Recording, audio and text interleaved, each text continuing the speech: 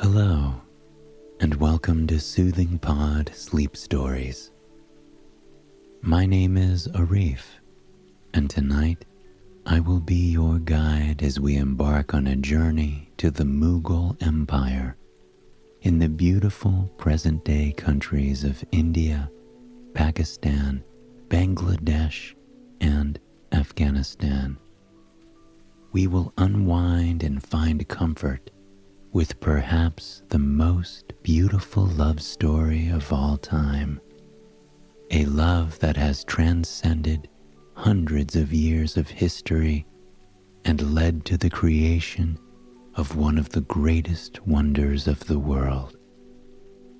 We will meander through the beautiful countryside of India, passing by sun-kissed rice paddies, snow-capped mountains, tropical beaches, and the luscious, dense jungle.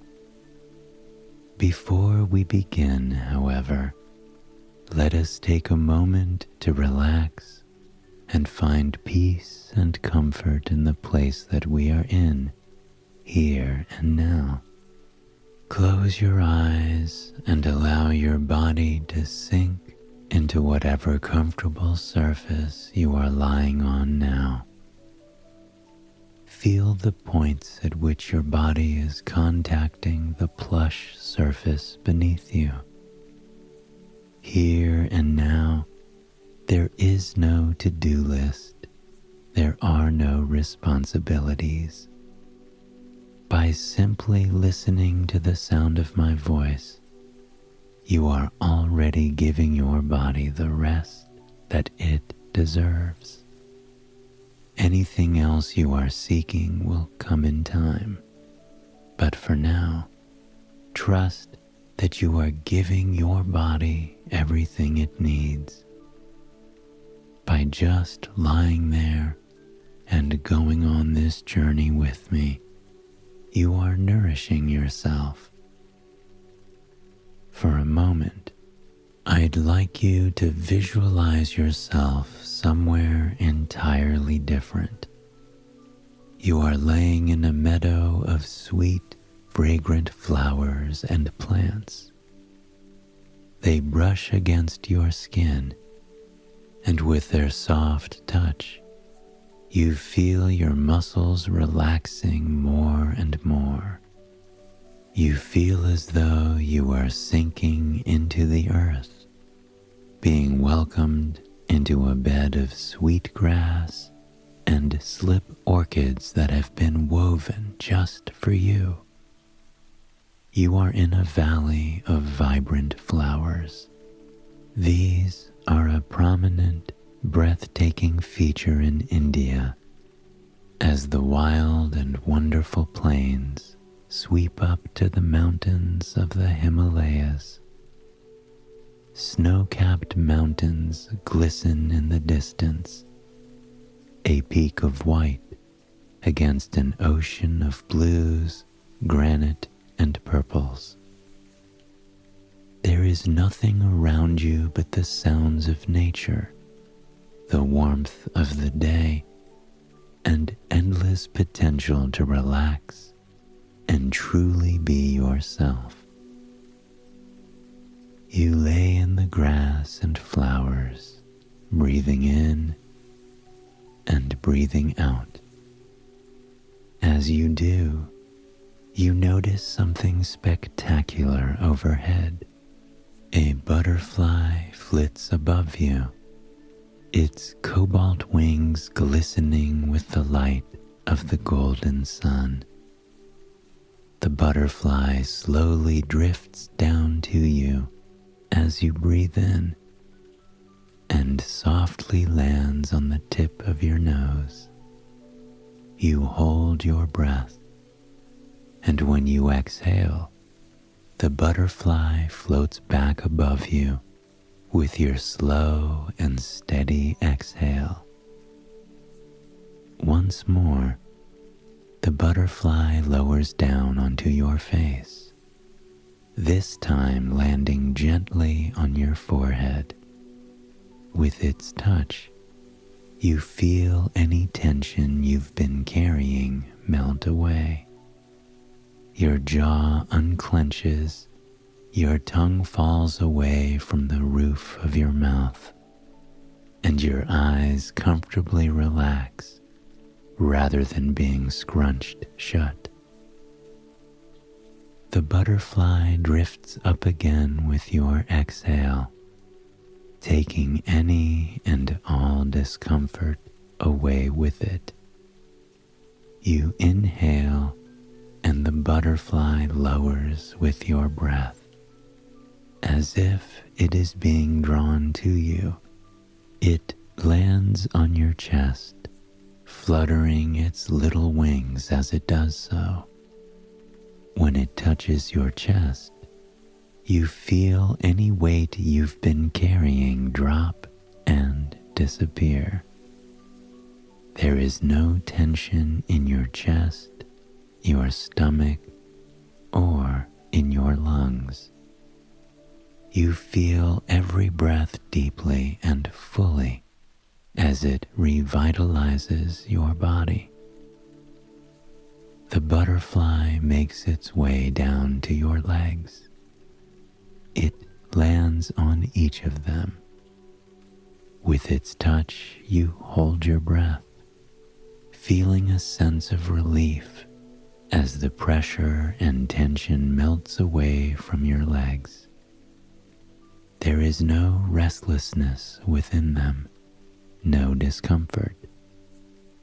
The only thing you feel is the beautiful softness of the butterfly wings gently caressing your legs.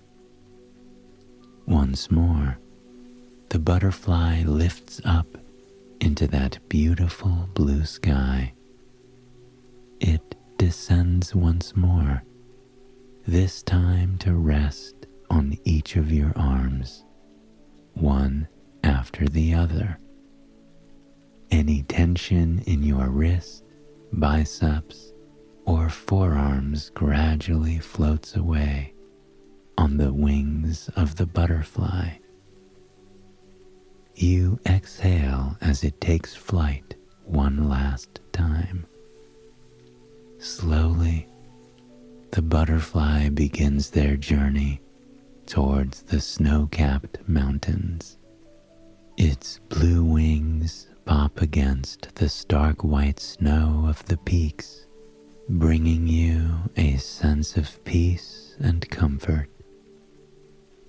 Now that we have taken the time to relax and find peace and comfort in the place we are in here and now, let us begin our story. Our journey takes us to the Mughal Empire hundreds and hundreds of years ago. Prince Khurram had lived a life of luxury and bounty.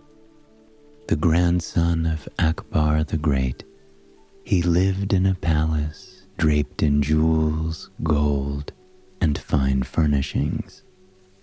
Every morning, he awakened to golden sunlight streaming in through his large arched windows that looked out over the palace grounds. Vibrant plants flourished there, orchids of every shade, leaves of cinnamon and clover, and sage and evergreen. There was a mosaic of flowers and plants just beyond his window, and even at the tender age of 15, he often stopped to take the time to admire the flowers and garden in all its glory. Brightly colored birds flocked from tree to tree, picking at the ripe fruit weighing down the branches. When it wasn't the birds flying from branch to branch, it was the monkeys. Some mornings, Prince Khurram would sit on his windowsill and watch as the monkeys leaped from branch to branch, calling to one another and leaving a trail of leaves in their wake. He loved the free spirit of the monkeys as they sailed through the air and landed on the springy branches, sometimes sending flower blossoms floating gently, gently, gently to the ground. Prince Khurram would often have his breakfast out in the courtyard, surrounded by his many family members. His family life was complicated, though that didn't mean it was without beauty. After his grandfather's passing, the quest for power led to much pressure and stress within the family, and yet, nearly every morning, Prince Khurram found himself smiling as he looked over the breathtaking countryside with fresh fruit laid out on his plate before him. He daydreamed often about what life would look like when he could create a family of his own. He wanted there to be no tension and no disagreements about power. He wanted happiness and connection with his future spouse. However, he had no idea who that would be. He spent a lot of his time reading Hindu love stories. He found himself scrolling through the pages by candlelight, dreaming of the day he would have a romance as deep as the ones he found throughout their poems and stories. At times, he felt as though his love and longing for connection disconnected him from those around him. So, often, he kept those thoughts to himself. He'd read over the stories and recite them to himself as he walked around the gorgeous village and the grounds of the estate. It was a stunning life indeed. The flowers around him were blooming with the most vibrant petals he had ever seen. The air smelled clean and fresh, intertwined with the soothing aroma of wildflowers and roses in the garden around the palace. Sometimes he would drag his fingers behind him, brushing them through the leaves and sending the aroma up into the air even more. He spent much of his time studying. He learned to fight on the battlefield. He learned to speak and write several languages, and he learned political strategy. He had some of the finest education in the world, and yet there was someone out there who may have matched him, someone that he had yet to encounter that would fill the void inside him that he had been struggling with for quite some time. It was a warm summer day. After a winter of dense snowfall in the mountains, the rivers were still running with clean, fresh water. The landscape was alive with animals and plants, and the bounty of nature in all of its glory. Prince Khurram thought of perhaps going for a walk into the countryside on this beautiful day. But there was something tugging on him, urging him to go elsewhere. As he stepped out into the bright morning air, a different wave of scents and sounds washed over him. He could smell the tang of fresh spices, the sweetness of freshly baked goods, and the earthy aroma of ink drying on paper and paintings. It was the day of the royal bazaar, and he knew immediately that he wanted to go to the bazaar instead. Perhaps it was just the lovely aromas and the sounds of people laughing and talking that drew him in. Or perhaps it was something more. Perhaps it was fate. When he arrived at the bazaar, he was arriving in a world of vibrancy and life. People of nobility floated from stall to stall, huddling beneath brightly colored canopies to exchange goods and gossip, which to them were one and the same. Everyone was smiling, mingling and laughing in the company of one another. They passed drinks and fine dishes to one another, sampling sweets and teas, and an occasional dried meat or fruit. It wasn't just the smiles that caught Prince Khurram's attention. It was the beauty of the goods from their land. Fine silks of every color you could imagine. The blues and purples, in particular, seemed to glisten in the light of the sun as if they had been woven from gemstones. Paintings looked like they had been painted by the heavens, though artists with paint swatches coating their hands would protest otherwise. Prince Khurram made his way through the bazaar.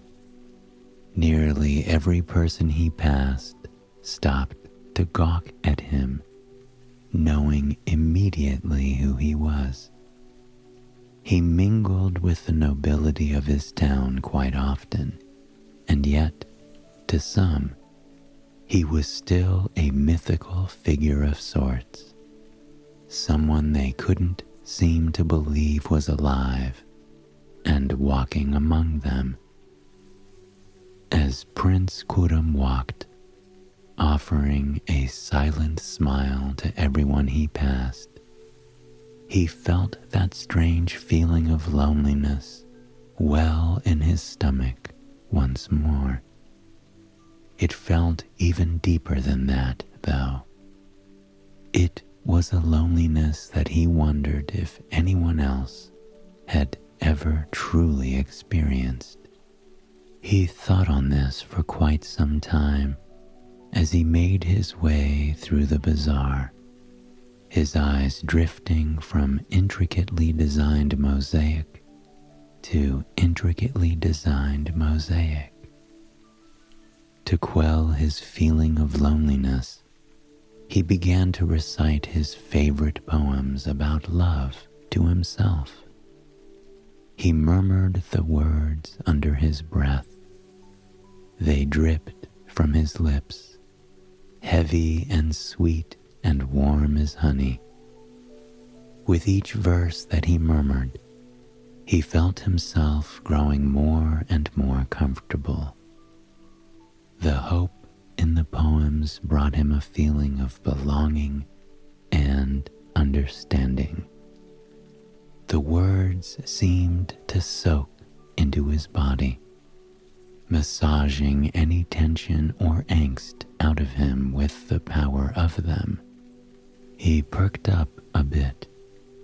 He purchased himself a nice cup of tea, hibiscus, and began to walk around the bazaar with more pep in his step. The bright taste of the hibiscus made him feel as though he were opening his eyes for the first time after a long, endless slumber. But what he saw next truly made him feel that way. At the end of the aisle of buyers and sellers, through the sea of colorful clothing and vibrant spices, he caught the eye of someone he had never seen before. Her hair trailed down over her shoulders in long black tendrils. He swore he could see flecks of sapphire glowing in each and every strand as she pushed them away from her face. Her rich skin had as much warmth to it as the summer day, making the air around him simmer. And when her amber eyes drifted up to his, for an instant, he felt as though he couldn't breathe. Her eyes were like pools of honey, flecked with gorgeous flakes of gold that he could see even this far across the courtyard. She wore fine silk that complemented her skin and eyes, making them glow even more than they already did. When she saw him, she offered him an embarrassed little smile before she glanced back down at her wares. Her booth was overflowing with fine silk and jewels. The whole booth was aglow with shades of pink, purple, orange, and red. It was like a lighthouse beckoning to him. No matter how vibrant the sea of wares around him was, her booth was brightest, urging him to the safety of her shores. The whole walk to her booth, Prince Khurram was not sure if he was breathing.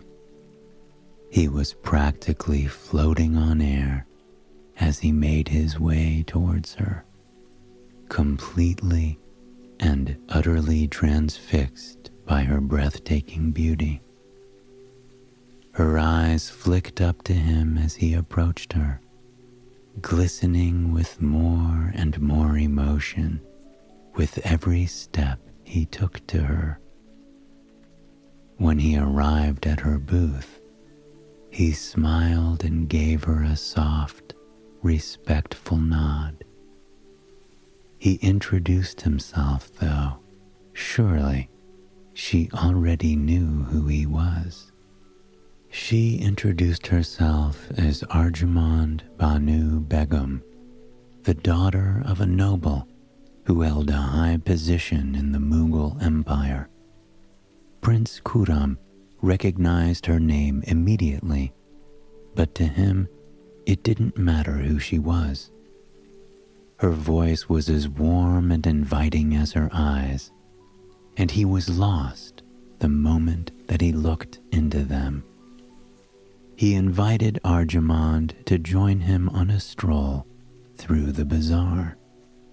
She smiled at him, a mischievous, playful glint in her eyes that no one had ever really dared to give him before.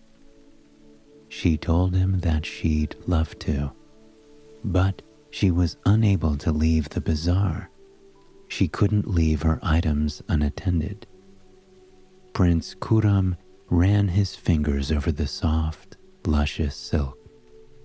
He traced the soft edges of the jewels, surely plucked from the earth of the mountains in the distance.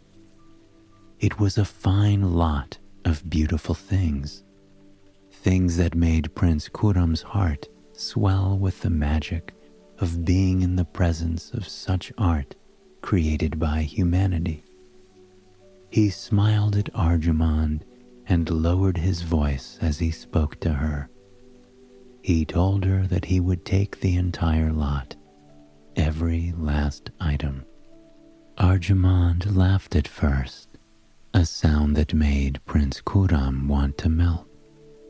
Her laughter sounded like bells chiming in a temple in the countryside, echoing out into the earth to be heard. He couldn't help but laugh with her when she laughed.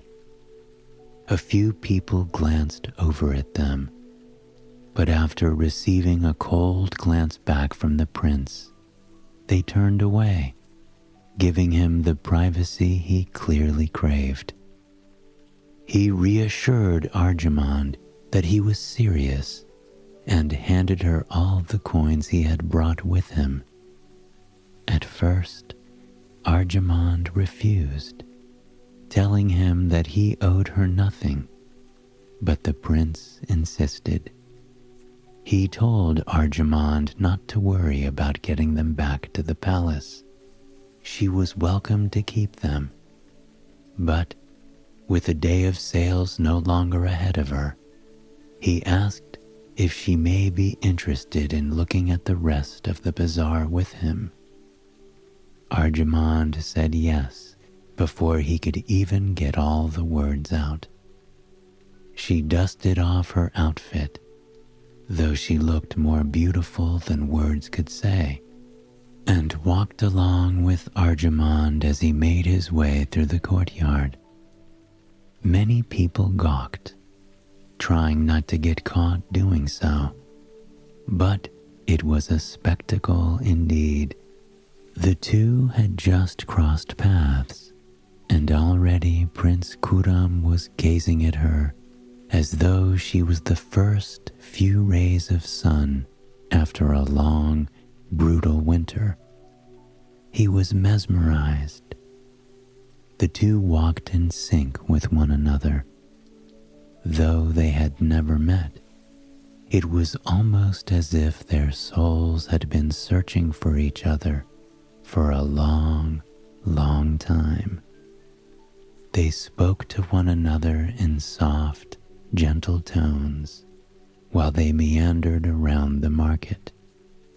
They seemed to laugh more and more as time went on, and by the time they reached the river that meandered around the edge of town, they felt as if they had known each other their whole lives. Prince Khurram didn't speak to her as though she were below him, and much to his delight, Arjamand didn't speak to Prince Khurram as though he were above her. She had sharp wit and intelligence that made Arjamand feel as though he needed to go home and study more. They spoke briefly of politics, and Arjamand didn't hold her tongue. She talked of nearby battles and strategies that could win them, and alliances that could be formed. She had ideas that the prince had never considered, ideas that could potentially change their kingdom forever. When Prince Khurram asked her where she had gotten such brilliant ideas, Arjamand just flashed him a sheepish smile. She told him that she had been studying such things for the majority of her life, not out of necessity, but out of interest. If her amber eyes and sharp wit weren't enough to win him over, her knowledge of such things certainly was. Arjamand was on cloud 9. She had never seen someone embrace her ideas so wholly, and she certainly never expected a prince to. They sat by the edge of the river and talked about the world for hours. The sun crept across the sky, painting it and the fields a mosaic of greens, blues, pinks, and purples. It was like watching an artist paint right in front of you. Arjamand's eyes reflected the brilliant colors of the sunset, drawing Prince Khurram in even further. When they bid farewell for the night, Prince Khurram had a feeling welling inside him that he had never experienced before. He had never felt so alone as the moment he left her side. It was such a short span of time, and already he was craving her companionship more than he had ever craved anything in his life. For the next few weeks, Prince Khurram visited Arjamand every chance that he got. The two would stroll along the river and talk about everything under the sun. They spoke of their hopes for the future of their empire. They spoke of the beauty within it, and mostly they spoke of the beauty within each other. Arjamand had a fire to her that Prince Khurram grew to love more and more with every passing day. She seemed fearless in her thoughts and in speaking her mind, and at the same time, she was fearless showing vulnerability. She spoke openly about her fears regarding love and loss, which only made Prince Khurram love her more. A few weeks after they met, on the edge of the riverbank where they had watched the sunset together for the first time, Prince Khurram proposed marriage to Arjamand. Tears trailed down her flushed face as she accepted his proposal. She told him in the moonlight that she had never dreamt she would be in love like this.